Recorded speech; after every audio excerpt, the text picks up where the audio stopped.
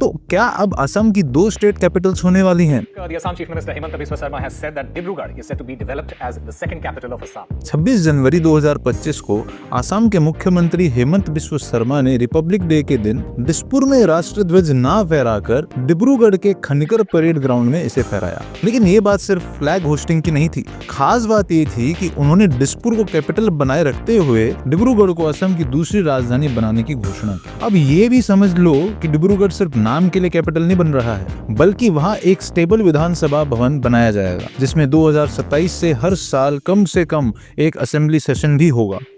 निरस्त प्रभेदो महान भारतो अहम, हिंद प्रभारी में आपका स्वागत है। असम के केस को समझने से पहले एक बेसिक सवाल, किसी भी देश या स्टेट को कैपिटल की जरूरत आखिर होती ही क्यों है? कैपिटल सिर्फ एक सिटी नहीं बल्कि गवर्नेंस को पावर हाउस देती है, जहां से गवर्नमेंट अपने एडमिनिस्ट्रेटिव, लेजिस्लेटिव और जुडिशियल फंक्शंस मैनेज करती है। बस सोचो, अगर एक देश या स्टेट के पास प्रॉपर कैपिटल ना हो तो डिसीजन मेकिंग और गवर्नेंस कितनी कैओटिक हो सकती है।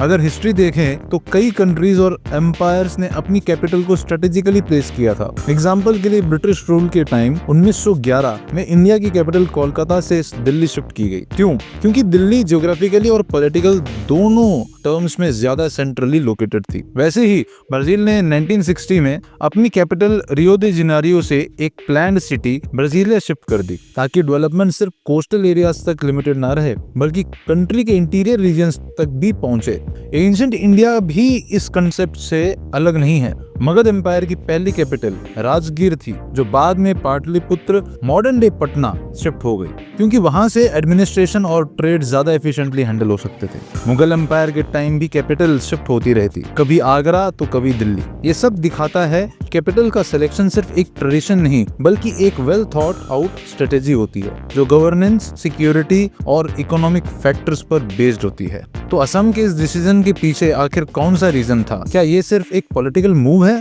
या इसके पीछे कोई सॉलिड स्ट्रेटेजी छुपी है?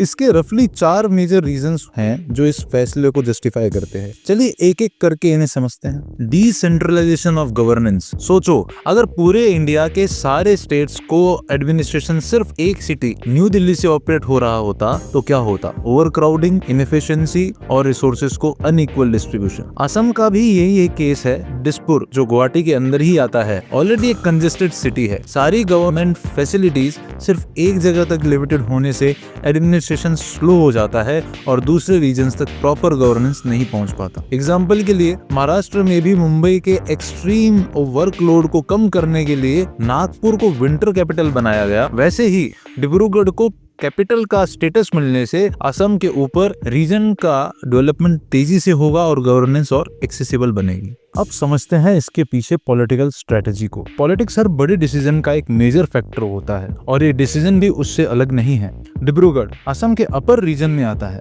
जो बीजेपी का स्ट्रॉन्ग होल्ड रहा है, लेकिन पिछले कुछ इलेक्शंस में यहाँ पार्टी को सेटबैक्स मिले हैं। अब अगर एक राजधानी यहाँ शिफ्ट हो रही है तो ऑब्वियस सी बात है कि यहाँ पॉलिटिकल इंपॉर्टेंस भी बढ़ जाएगी। Economic and infrastructure growth. सोचो, अगर एक सिटी को कैपिटल का स्टेटस मिलता है तो वहाँ क्या होता है? बड़ी बड़ी इन्वेस्टमेंट्स, नए इंफ्रास्ट्रक्चर प्रोजेक्ट्स और एम्प्लॉयमेंट अपॉर्चुनिटीज का explosion. Dibrugarh already T industry और ऑयल प्रोडक्शन के लिए फेमस है। अब जब ये एक पॉलिटिकल और एडमिनिस्ट्रेटिव हब बनेगा तो यहाँ नए government offices, roads, transport facilities और इकोनॉमिक जोन डेवलप होंगे।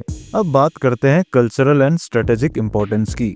कैपिटल सिर्फ एक गवर्नेंस सेंटर नहीं होती बल्कि एक स्टेट की आइडेंटिटी का भी बड़ा हिस्सा होती है। डिब्रूगढ़ असम के कल्चरल और हिस्टोरिकल आइडेंटिटी का एक इम्पोर्टेंट पार्ट रहा है। यहाँ से नॉर्थ ईस्ट इंडिया के कई बड़े सोशो कल्चरल मूवमेंट शुरू हुए हैं। दूसरी राजधानी बनने से यहाँ और ज्यादा cultural initiatives, heritage conservation projects और टूरिज्म ग्रोथ के चांसेस बढ़ गए हैं। एग्जाम्पल के लिए जोहान्सबर्ग को साउथ अफ्रीका का कल्चरल कैपिटल माना जाता है। चाहे पॉलिटिकल कैपिटल प्रिटोरिया हो, असम में भी डिब्रूगढ़ एक कल्चरल हब की तरह डेवलप हो सकता है। तो क्या ये डिसीजन सही डायरेक्शन में है? ये तो आने वाला वक्त ही बताएगा। लेकिन एक बात पक्की है, डिब्रूगढ़ को कैपिटल बनने से असम में नए अपॉर्चुनिटीज और चैलेंजेस दोनों आएंगे।